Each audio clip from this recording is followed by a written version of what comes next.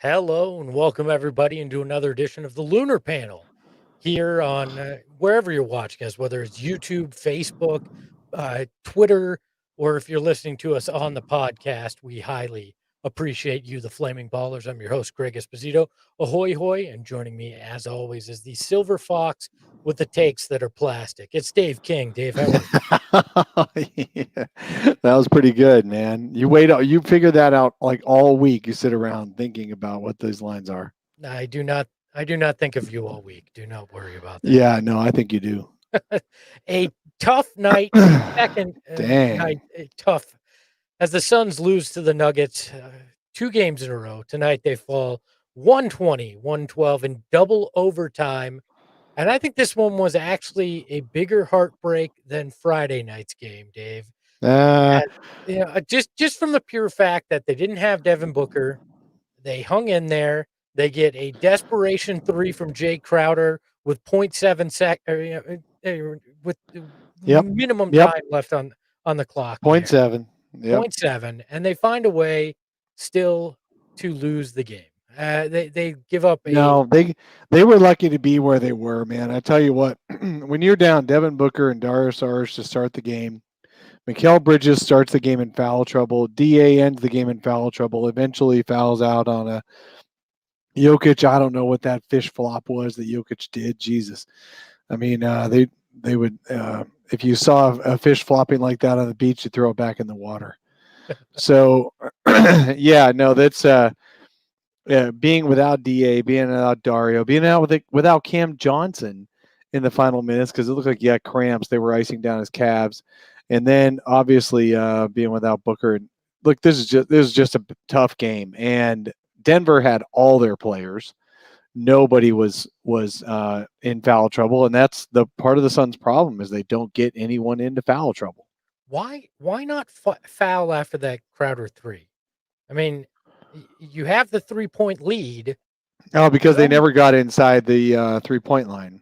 but but if he's not in the act of Oh shooting, no! Wait, after the just Crowder three. foul him. Wait, are you talking about after the Crowder three? Or are you Yeah, talking about when Jamal Murray made the three at the end of regulation?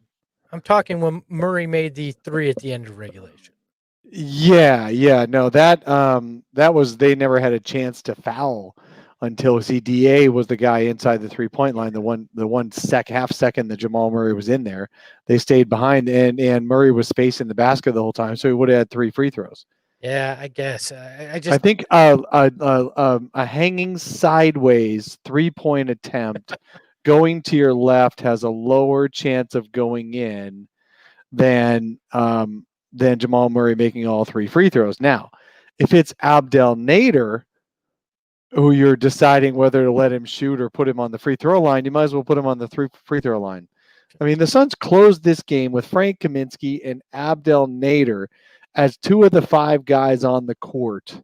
That's how low they were in personnel. yeah, well, when you look at that lineup, the only thing that comes to mind is you're not going to win when you are guarding an MVP candidate and Nikola Jokic, and you're expecting Frank Kaminsky. You're guarding him with him. You're just not going to win. And I get it. They're down Sarge because of safety protocols. Deandre Ayton fouled Mm. out. Damian Jones is out because of safety protocols, and Jalen Smith just came back the other night. Yeah. But I'm sorry. In that second overtime, I, I put Jalen Smith out there, or I try to go small. I do something different because you knew what Jokic was going to do to Kaminsky. Well, So anything you yeah, can do to but he try would to have done the make it same different. to Jalen Smith. He would have done the same to Damian Jones. But The at least problem is you they did needed something different. Saric and Aiton. Well, Sarge isn't going to Jokic stop is an Jokic either. MVP caliber bulldozer. The guy, I can't believe how many times he's allowed to throw his shoulder into a defender to go all the way from 20 feet out to the 3 feet out, and no, and there's not offensive fouls. It's he just has figured it out. Look, I think there is depth problems when it comes to big men with this team. There's not much behind DeAndre Ayton. And if you want to win, you're going to have to win games like this. There are going to be nights where guys are injured or DeAndre Ayton fouls out, and you have to have options. They All right. had So if none we're going to tonight. go 20 games into the season, 15 games into the season, we're going to say, oh, if they can't win these games, they're SOL. Well, Well, I why are don't. we even fans? Well, no, I'm just looking at it, and if playoffs is really what you're hoping for, and you want to be in a position to win, you have to have that depth, and this is the one position that they don't. Even, I mean, Damian Jones doesn't make you any better if he's not No, but as long as you healthy. have Dario Saric and you have Deandre Ayton, it should be fine. Mhm. What I don't understand is why Abdel Nader got all of the minutes Yeah, as the backup guard in this game, and they barely played. They played Langston Galloway maybe a minute, minute and a half, 2 minutes. Etwan Moore didn't play at all. I mean, Abdel Nader is not that just because he's good looking. So they call him the Egyptian Kelly Oubre. Just because he's good looking doesn't mean he's a good basketball player. that is the worst nickname I've ever heard in the history of basketball. They that's just terrible. Like, who I've made some pretty dumb nicknames, but that's pretty bad. Look, You make yeah, a lot tonight. of dumb nicknames, and if you're calling that bad, Mr. Kaminsky Cove. By Hey, the way, I have never bought property back on Kaminsky Cove, and I never will. yeah, lucky Sorry, you Frank. because it's underwater right now. It's been Literally, underwater. the ocean It had has one swallowed day it of up. sun. And whatever mortgage you had to take out the property is now underwater on Kaminsky Cove. Tonight was not a good night for that. Not that we really expected. Like, I don't. Frank Kaminsky isn't a center. He's a stretch four, and playing him at center is something you do out of desperation, which was tonight was desperation. So that's just what it was completely out of desperation. You're playing Frank Kaminsky, and it showed. I And this think one thing is for sure. The Phoenix Suns and Denver Nuggets would be a bloodbath, but probably not in a fun way for the Suns if they met up in the playoffs. I don't think this says anything about the Suns' playoff chances. Denver Nuggets made the conference finals last year, and the Suns just played them 2 games in a row that went to 3 overtimes total between the 2 games. And the Suns were weighed down on players the whole time. So I think this does bode well for the Suns. I liked what I saw from Chris Paul in the fourth quarter tonight and the overtimes. He did play like the Chris Paul we needed him to play like. He just didn't get enough support. I mean, we got lucky with Jay Crowder having an excellent game in this one, but just didn't get lucky enough with anybody else. Yeah, look, I don't I'm not pressing the panic button. Losing 2 very close games to Denver that you had opportunities to win is not the end of them being considered good. It's not the end of the season. There's no panic here because to your point, Denver's record may not look very good, but they're still a very, very good team that went to the Western Conference Finals last year and will be in the mix for the Western Conference Finals this year. So I'm not in any panic mode. Plus, Denver's Let's just a bad matchup for the Suns. They just are. Jamal Murray, he averages over 20 points a game against the Suns for his career, and he averages 15 points a game against everybody else. So it just is. Making a sideways fall down 3-pointer to tie the game to send it to overtime just explains the Denver. It just does. Yeah, but I mean, 1 and 4 in the last 5. That's not great after the hot start. I think some people probably get a little nervous that are we re-experiencing what we went through last year? I don't think that's the case. This whole a week off because of safety protocols throws everything off. Let's be honest. These guys were not ready for the first game back after that. Like there's a lot that's going on right now, obviously, with this team. Devin Booker, hopefully the hamstring injury isn't a prolonged one. Luckily, they have a bit of a break. They don't play again until Wednesday. So hopefully that's enough to get Devin Booker back at that point. It's just, I think these are so gut wrenching because you saw the path to victory in these games, and Sure, but that's that's the what's thing. frustrating. That's the thing. To me, it's frustrating in the moment, but it reminds me how much fun it is to be a fan of a fun team, of a good team. You know how many times I can't tell you how many times in the last week I've thought about what are the Suns' shortcomings. They don't get to the line enough. They allow too many points at the rim. They take too many 3 pointers. When they're not going in, you can't win the games. In the second half of the last 2 games, they haven't made enough threes. Kind of sounds like the 7 seconds or less Suns. I'm not saying this is a 7 seconds or less team, but what I'm saying is this is kind of what we're used to with Phoenix Suns basketball. Phoenix Suns basketball has always been like this. Always, we're the smaller team that doesn't get the calls, doesn't get to the line, has to win on jumpers. And it feels kind of like home to me, and I'm good with it. I'm happy with what I'm seeing. I'm mad in the moment. I'll tell you, I have probably kept my neighbors up the last 2 nights, yelling at the television. I know that, and I apologize for that. But you know what? I just love. I just love being in every game and potentially winning every single game. This is great. Oh, I agree. And my obviously expectations are much higher this year than they have been in a while, and that'll be part of when you have losses like this, especially in back-to-back nights. It does become a little bit more frustrating because you have a higher ceiling for this team than you have recently, and that's I think that's what the feeling is in these two games is y you were hoping that this was the kind of group that would start to win these games, and I think later in the year they will. They'll mesh more. They'll know in these late game situations what to do, but it has been very sloppy in the last minute or 2 of games this year, and last night, Chris Paul didn't step up in any way. He had turnovers in the last few minutes, didn't call that timeout. Tonight, he came up a little bit bigger, but even that play that Crowder hits the 3, that's ugly. That's a broken play. That was luck, that happened there. They need to tighten things up, and to me, this offense too isn't flowing like it was earlier. You're not seeing the ball movement like you did. And I don't understand either Mike Malone is a freaking halftime adjustment genius or Chris Paul changed his game in the second half of these last 2 games because a double digit assists in the first half, both nights against Denver, and then not much of anything in the second. Man, I gotta say, man, the comment section is I just don't even know what's going on. If the Suns are going to suck anyways, why not keep Rubio Oubre in our future pick? If why are we even trying? Why we even play? Blah blah blah blah blah. Come on, guys, lighten up. It's an early season loss to a really good team that made the conference finals, and it went to double overtime down 4 people. It's okay to lose a game.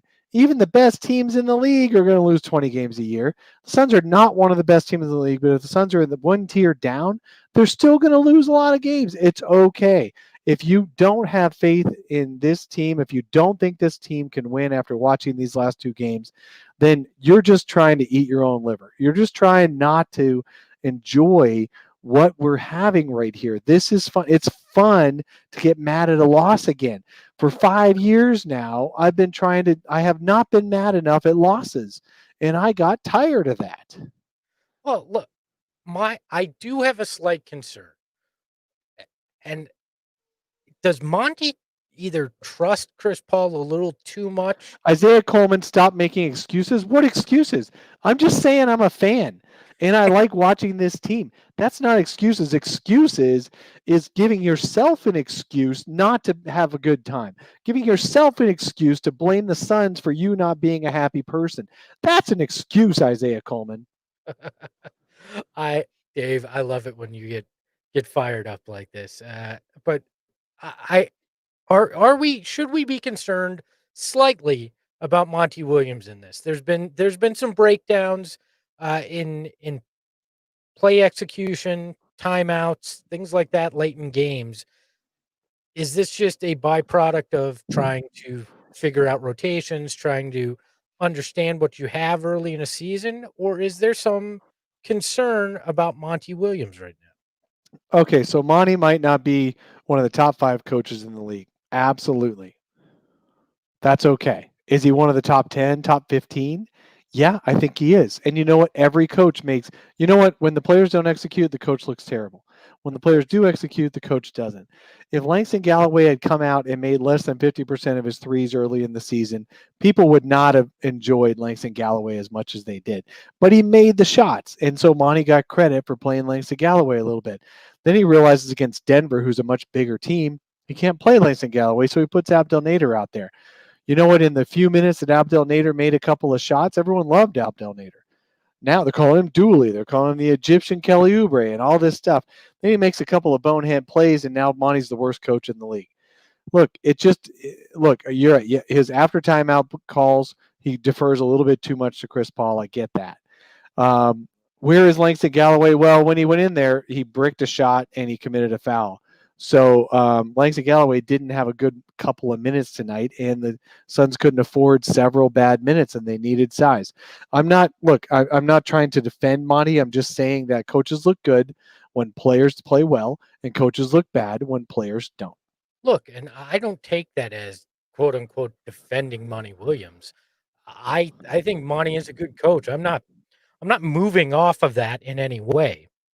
I just see some things where he has to grow too in this process, and I think he will, but there was no excuse on Friday night to not call that timeout, when Chris Paul gets that Well, ball. okay, Tonight, but I give more blame to Chris Paul for that. Chris well, I Paul's the no, one who I blame Chris Paul caught too. the ball with 2.7 seconds left, and he didn't even think to call the timeout. The guy with the ball can call the timeout. Yes, the coach should have also. Yeah, Okay, if you're going to share, I wish we had Luca. I hit the Get, wrong thing. I was trying to get share out of here. Jesus Christ. You know what? Luca lost by 20 points to a bad team tonight. You really care? We wish you had Luca? Sun's dog in the chat says Monty is the best coach we've had, at least a decade. There's no denying that. I mean, it's not much of a list that you're talking about either there. So I don't deny that. And look, let's take a breather and let's go to one of my favorite segments on these lunar panels. What's in the box? Yeah.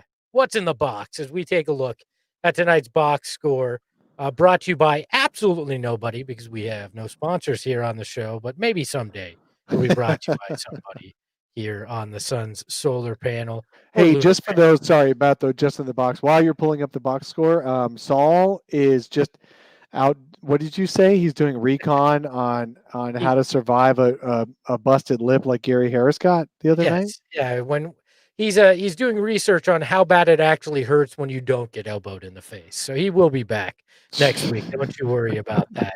Our friend and co-host Saul Bookman. Actually, he moving into a new home and decided you really couldn't get anything set up when you're moving into a new home Yeah. on the same day that you're supposed to do a podcast. So let's take a look at what the Suns did tonight in the box score again. 120, 112, double OT loss to the Denver Nuggets. Jake Crowder playing very well, stepping into the starting lineup with Devin Booker out. He returns, had 21 points, 7 rebounds, 3 assists, a steal on 6 of 15 shooting, 6 of 13 from three. Cam Johnson adding in 19 points of his own, but a pretty rough shooting night from deep. He was only 3 of 11. Mikal Bridges, a rough night overall. Didn't come on really Yeah. offensively until that fourth quarter and overtime. He winds up with 11 points. He also had a big block on Nikola Jokic. It looked like he realized, even though he had 5 fouls there, he had to turn it on. Attempted to, valiant effort, but too little, too late. And I've had a lot of people over the last week or so go, "Oh, he's Sean Marion. He may be better than Sean Marion." Hold your horses, because Yeah. until Mikal Bridges can be consistent, he's not People, gonna be on that level. he might be able to play defense at the level Sean Marion played, but people forget that Sean Marion was 20 points and 10 rebounds a game for most of his career. So let's hold our horses a little bit on Mikal Bridges being Sean Marion. I love Mikal Bridges. He might end up being an all defense player this year, as early as this year, but he's just not consistent enough. He'll have under 10-point games. And Sean Marion never threw out a bad game. Never did. No, Let's and the other thing. I will point out back to the how did the Suns lose this game? Abdel Nader played 30 minutes. He was minus 24, Yeah. and the Suns lost in double overtime. Well, yeah. So Cam Payne was minus 21 in only 16 minutes. Cam is still trying to find himself again. He kind of lost it. He was a big difference for the Suns for a while, and when he's not a big difference for the Suns are going to struggle. Chris Paul was a plus 13. That's a huge, and I know a single game plus minus is a little bit misleading. I know it can be a little bit misleading. I get it, but minus 24 in 30 minutes and minus 21 in 16 minutes is not a good, shows you didn't really have a good game. I am surprised Javon Carter didn't play more of those Abdel Nader minutes, just because of his defensive prowess, and you could throw him on. He's just a little Murray. small, I think. I think Monty just wanted more size out there. I don't know, but he also didn't look that great because what happens when he gets the ball in his hand, it gets stuck in his hand. He's not a good passer. Yeah, he did have 2 assists in this game, but or 1 assist in this game. But he's just that's the problem is he gets it stuck. He dances a little bit. It reminds me a little bit of Shannon Brown. Yeah, another pretty solid game for Deandre Ayton as well. 17 points, 13 rebounds, 2 blocks. He did have an assist as well, but those 6 personal fouls he fouled out.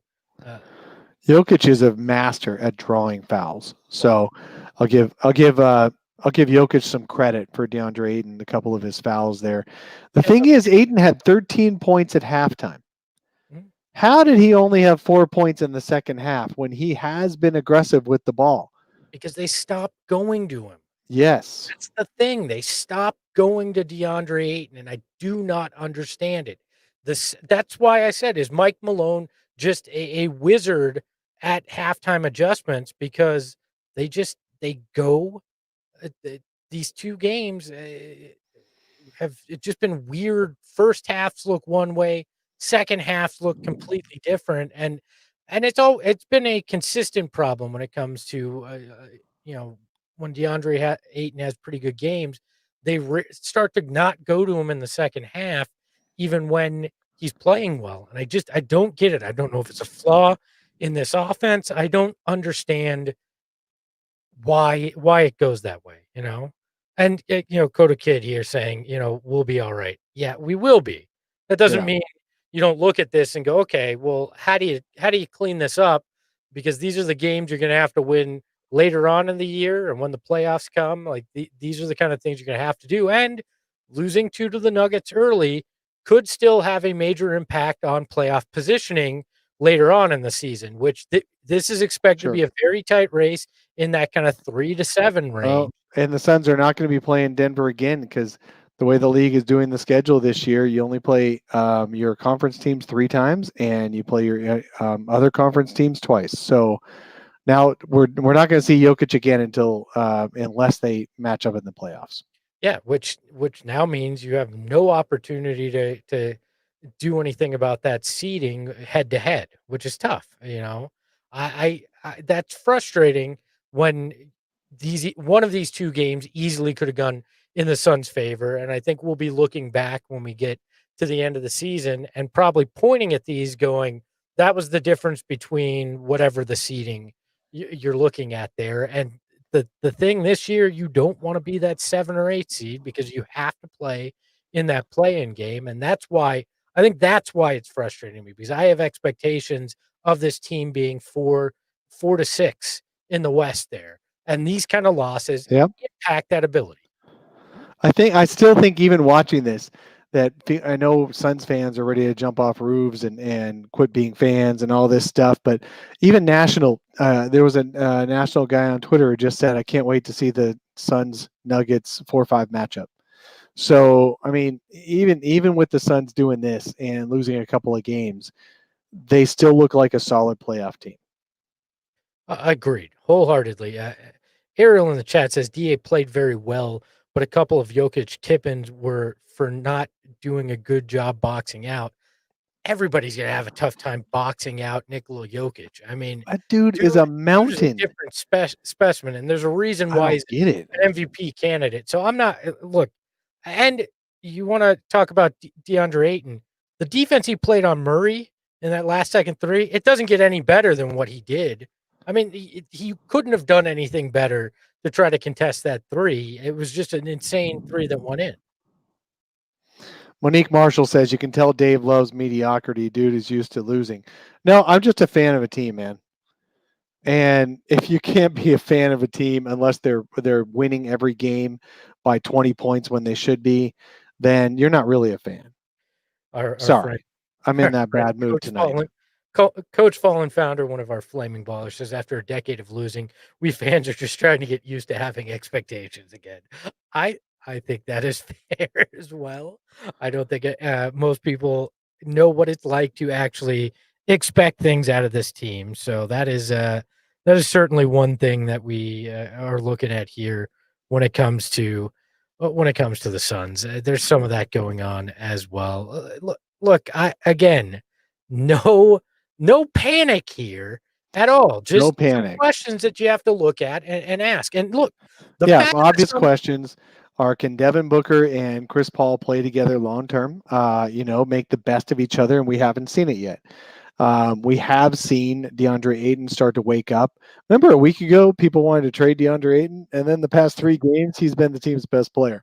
So maybe we should slow our roll a little bit on making final proclamations against the team's most talented players. what you I'm think okay making a overreactions happen? proclamation against Abdel Nader, but I'm not okay making a proclamation against some of the team's best players who are just playing below their talent level.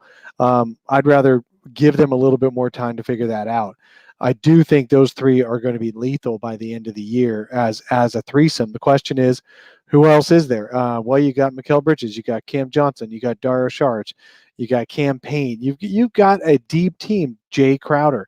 It's just that when you're out 4 guys at one time in one game, in very important game that you went to double overtime in, yeah, maybe you come up a little bit short against their best possible players. Oh, well, and look, uh, I don't I there's no excuse to miss free throws like Abdel Nader did. I mean, quite frankly, 1 that out of 3. Phew. you're an NBA player. You gotta hit at least 2 or 3 of those. 2 Yeah. of the 3. Yeah, at least bare minimum, and I'd still be frustrated and you hit all 3. Like, it's just that's not acceptable. If you're a professional athlete, that's the easiest play in the world. It's like an extra point in football. If you're not making those, you shouldn't be in the rotation for a long period of time. It's just that simple, and I get it. They didn't have options. Devin Booker's out, and that's one thing you've gotta look at. How many They points do you think Denver had in the paint tonight? not the 80 plus that they had on Friday Nope, night. only 42. They just made a bunch more jumpers tonight. They made 15 threes. They're not really a three-point shooting team. And they made 15 of 36 of those things. Whereas the Suns, they just kept jacking up threes and couldn't make them. And they were 16 of 53. Well, Good Lord. that's my concern. This team has Mm. fallen far too in love with the 3, especially when you have a big like Deandre Ayton that can get you buckets at the rim. Chris Paul's supposed to be one of the best in the game at mid-range, and I get it. The analytics say the mid-range shot isn't a great shot. But when you have one of the all-time greats at it and your offense is struggling, I'd much rather have Chris Paul take a mid-range shot than Abdel Nader shooting a 3. And they Yeah. or Frank Kaminsky shooting a 3, especially late in these games. I just to me, I would have gone small in one of those overtimes, just accepting that Nikola Jokic was going to get his, and Well, they would have scored every single time. You can't just go he entirely scored small. every single time anyways. No, he didn't every The only time he didn't was when Mikal blocked him. He was either getting fouled or scoring. Every time he tried to score, yeah, he was scoring. You're right, absolutely. But he didn't always get in a position to score because you can't go entirely small. As soon as he gets a 6'5" guy on him, he scores. I want to look at the advanced stats tomorrow when they come up, and I want to see how many points Jokic scored against each of the different Suns defenders. And I'll bet you he scored very few against DeAndre Ayton. Oh, It's no. just that Suns didn't have anybody else who could defend that guy because they purposely hunt for switches and they get him scoring out there. So, I mean, yeah, maybe on that point, okay, I'll go with you on that. They hunt for switches anyway. So, Jokic had a smaller guy on him most of the night anyway. So Yeah, why not go small all around? and that's what I'm saying. That's actually a good point. After you get through the first overtime and you say, hey, look, Frank can't do this. All right. There, anybody watching it knew that. You're sitting there and it's obvious, right? And that's not a knock on Frank. There's a reason the Kings cut him and you brought him in, and you weren't expecting to rely on him to try to shut down Nikola Jokic. But at that point, I look at it and you go, we're not doing it here. So Yeah, but either the I'm other throwing problem is Jalen that Smith Denver and giving just him a went chance. big. The other problem is Denver went big. I mean, they had Jermichael Green and Michael Porter Jr., who are both 6'10", out there most of the second half, and with Jokic and Murray and Harris, and they were switching in Monty Morris, who made every freaking shot again. It's just the Denver was just too big for this Suns lineup, and I don't think going small would have made a difference on it. You But know, who knows? We don't know unless they play the game. yeah, look, that's just I just felt like once you hit that second overtime, it almost felt like a fait accompli. It just felt like it was going to happen, right? You just go, okay, Frank can't do this. This is getting likely out of hand in this, and I just would have liked to have seen to try something. And it's fine. It may not have worked. You may have wound up with the same exact result, but sometimes I'm of the thought process, if you can try something different because you already have seen what hasn't worked, let's try it. This I tonight like was not a this I game like how wasn't Blaze and Darth Voida are just in the chat, just talking through drinking and eating and stuff like that. So, that's about as much stock as we should be putting into this game. That's no, awesome. I agree, but you have to look at this upcoming week. I think it's OKC Wednesday, Golden State Friday. I'm blanking on who they play Saturday, but look, you've got to get a few wins this week because if you don't, you're going to fall Wow. below 500, and that's when people are going to get concerned whether or not they should be. That's another discussion because I like to remind people Chris Paul with OKC last year, 8-12 to start, and they finished out pretty strong once the chemistry was figured out. Uh, Devin Booker and what that injury is going to be important to understand and try to understand where the next few things are going to where the next few weeks are going to go. If he's out an extended period of time, there's going to be concern here, and you're going to really need Chris Paul to step it up and not just Yeah. be distributor the entire time, but try to get his offense in a flow because he hasn't offensively been been the guy you thought he was going to be so far. You're going to need that if Booker's out for a while. You're going to need consistency from Cam Johnson and Mikal Yeah. Bridges. Yeah. This team, I've And said this Jay from the Crowder. I mean, all three of them are so hot and cold offensively. and I've said this from the beginning of the season. This team will go as far as Cam Johnson and Mikal Bridges take them, and they need consistency. Even if you can just pencil them in, for 28 points between the two of them, 30 points between the two of them. However they get there, on a regular basis, that will make this offense feel more consistent. They've been hot or cold this entire season, and when they're hot, this team feels like it's rolling. When they're cold, it's problematic. And Deandre Ayton over the last week has kind of picked that up offensively and picked up that slack when these guys have been off. But man, they need them. Even with DeAndre, especially if Booker's out, you need those two guys to step up. And you're right, Jay Crowder needs to be consistent as well, whether he's the sixth man Yeah. or he's starting in place of Booker. You need that. Yeah, that's absolutely right. You got to have more consistency on the wings with those fourth, fifth, and sixth scorers. Obviously, this team is going to look better this year. We're all frustrated, but Denver is a really good team, and this Denver always beats the Suns. Uh, before this season, Denver had won 15 of the last 17 games against the Suns. The Suns won earlier this year against Denver in Denver. And then this weekend, it was just this. We obviously saw what happened. So Denver is really good. They made the conference finals last year. Jamal Murray is always really good against the Suns. And when you're not playing Booker, and you don't have your Dario Saric, and you don't have other players, it's tough. It's tough to actually finish this out and close out these games when those guys are so used to they've been together for 4 years, 5 years. They're so used to who's going to deliver and who's not going to deliver. They get it to the right person all the time. You've got Jamal Murray knows how to get his shot, and Nikola Jokic knows how to get his shot, and they're extremely consistent with it. That's why they made the conference finals last year. So I'm not going to get too hung up on losing to these guys. No, yeah, and I was on with DNVR. It's a Denver sports website, and they have an NBA show, and we're talking Suns Nuggets on. I think it was Friday afternoon. It all blends together now, but they were talking about how in Denver they felt like this team was 0-0. They had some injuries, some weird things going on, but they had gotten back to 500, and it felt like that was kind of the fresh start to the season, and that these were two extremely big games for them. And I think the Nuggets came in with that mindset, and the Suns took their best shot, and they were right there with them. So I think it's Yeah. a good measuring stick. Few games that's the tier we think the Suns are. That we think they're in that tier right below the Lakers and the Clippers.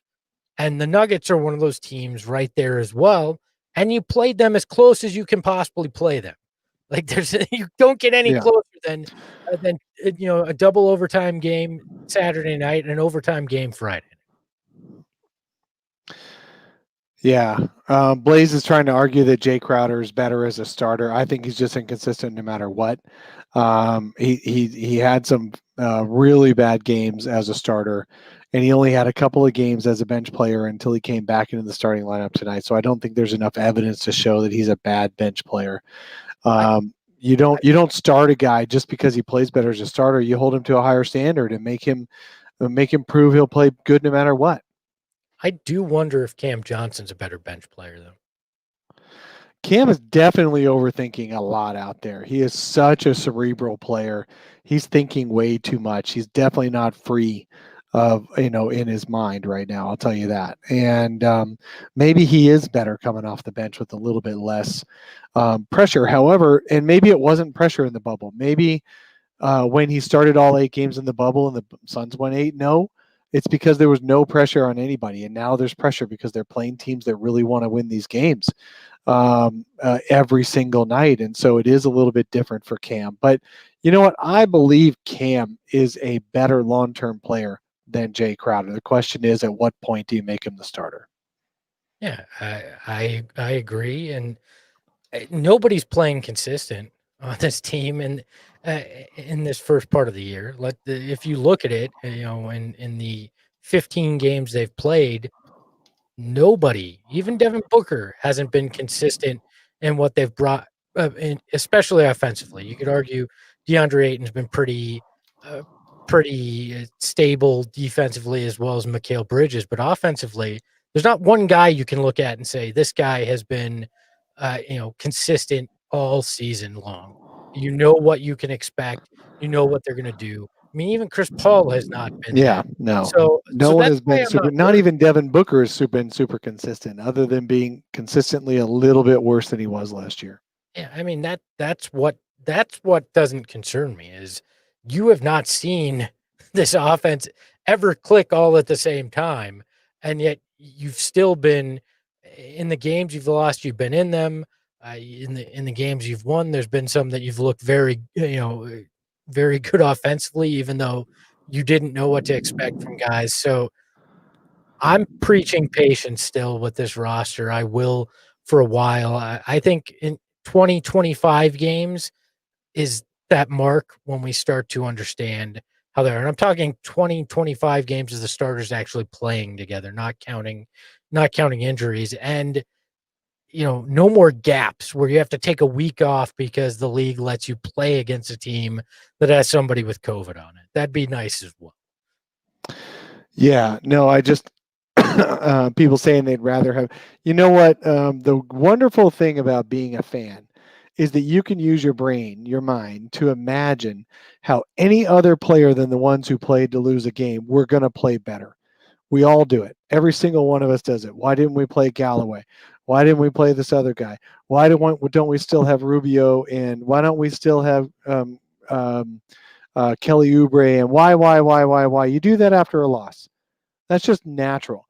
That doesn't mean those guys would have played better. The Suns were at this record last year, and they had more health and lower upside because they were playing all their old guys to get to this point last year. So look, this team is not perfect.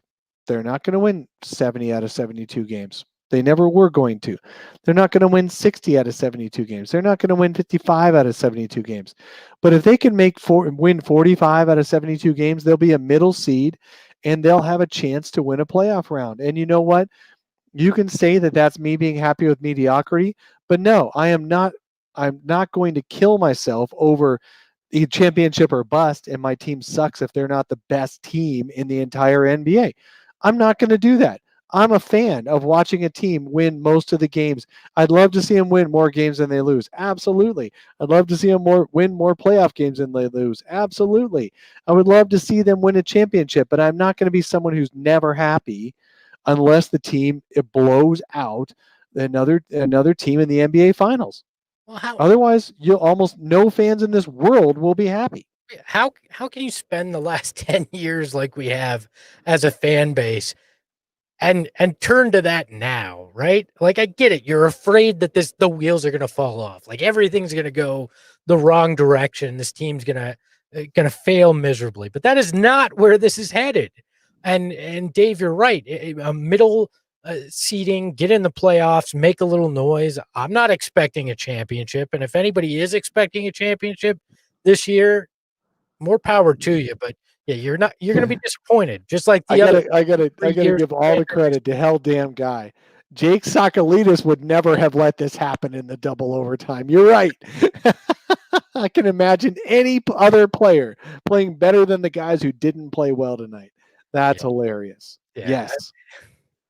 Let's talk Jake about never would have let that happen. Jake would have been all over Nikola Jokic. Let's talk about something positive. MVP of the game. Who do you think had an impressive impact on this game for the Suns that you walked away going, okay, I feel pretty good about him? Oh wow. So it's going to come down to either DeAndre Ayton or Chris Paul. Cam Johnson had 19 points, but he was only 3 of 11 on threes, and like we said, he wasn't able to finish the game, and he looked like he was a little uncomfortable in big moments. Mikal Bridges had a really off night. Jay Crowder hit some big shots. 21 points, 7 rebounds, 3 assists. I was happy with those things, but it's got to be either Chris Paul or DeAndre Ayton. And DeAndre Ayton, he got into some foul trouble, obviously, and they didn't get him the ball in the second half as much as they should have. But he's this last 5 games now, he has been playing incredible. I'm really proud of him. But for tonight's game, I am going to give it to Chris Paul. He was clutch. He made a bunch of shots. He's the reason they made it to double overtime because they stayed close when they needed to. He made the shots he was supposed to. That was the Chris Paul offensively that we needed to see. But you're right. He didn't put up enough assists in the second half. He gets most of his assists in the first half, and then he out schemes himself in the second half. I'm not sure what changes for him. He's got to continue to get better. But in this game, it's either DA or Chris Paul, and I think I'll probably lean Chris Paul. What do you think? I'm going to go DeAndre Ayton. Big early, played good defense on that final possession, even on that 3. I think you have to tip your hat to him because back-to-back nights had very good games playing against one of the best centers in the league. So you had to work on both ends of the floor. Like, this was not a night that he could coast defensively and save that energy for the offensive end. So I'm going to go with him, and it's not his fault he doesn't get touches in the second half of this game, and that they kind of went away from him. I would give him it. And then our friend Darth Voida from Suns Champs says the Valley jerseys are the real MVP. I agree with you, but they don't look quite as good in a loss as they do in a win. So that is a pretty sweet looking combo, though. Those Valley jerseys in that cool court. Yeah, they did a good job. Some other teams have done alternate courts this year too, and they don't look nearly as good. So I got to give the Suns huge props for not only those jerseys but the court to go with it. One of our flaming ballers, Blaze Megatron, always a pleasure to talk with you, Blaze. He says when DA found out the game was majorly over, so he Yep, probably deserves MVP. I think that's a fair point, and when you look at it, so that's true. look, I think the recap on the night, our nightcap, if you will, is Our simply nightcap. don't give up hope, right? it it's 2 games. It's rough, Yeah, yes, but this is not the last 10 years. So save yourself the depression, save yourself the time, and don't get too bent out of shape in 2 losses to one of the better teams in the Western Conference. I think that's a great closing statement right there. Yeah. I want to appreciate all the ballers that are in the chat. I know I gave a couple of you guys a hard time, but that's okay. That's the way fans are. Fans they can take it out on each other when they can't take it out on the players in the team. So I appreciate all you guys being in this chat tonight. I sure wish Scott Foster would have joined the chat so we could talk to him about some of his calls. But there's this is always good. And when you guys do the jam session, most of you guys probably do the Suns jam session after most games live. I'm glad they switched it over to us tonight. I appreciate that. I was hoping it'd be in a win, but it's okay when it's in a loss. And even folks that want to trade everybody on the team for former Suns players from teams that only won 25% of their games. I love you guys too. Yep, we do appreciate everybody. I want to remind you, make sure to click join on YouTube if you want to become a flaming baller. You can also click the join button in the podcast description if you listen to the audio version of this. Also, if you listen to the podcast, we highly recommend leaving a review. It helps us get new listeners. And this week, we have a new review from S Rat Suns fan, and says, headline, good content. Look forward to the podcast on Saturdays. Go Suns! 5-star review. We would love to have you guys leave a 5-star review. Also, maybe you'll be featured on the next episode. And if I'm eventually not lazy, maybe we'll send you some swag like we used to on the show. So we appreciate each and every one of you out there. Latest on Devin Booker's injury, as a few people in the Flaming Baller chat are asking about it. Hamstring injury. We do not know how long he'll be out. He did tell McKell he was good, and the Suns don't play again until Wednesday. So the hope is that it'll be a very short out for him. Yeah, and that is the hope. Hopefully he will be back on Wednesday, if not Thursday, as they take on Golden State, another nationally televised game on Thursday night. So for the Silver Fox, Dave King, for our absent friend, Saul Bookman, I am Greg Esposito. Thank you for watching the Lunar Panel, and we'll talk to you next week here on the Sun Solar Panel. Ahoy, hoy.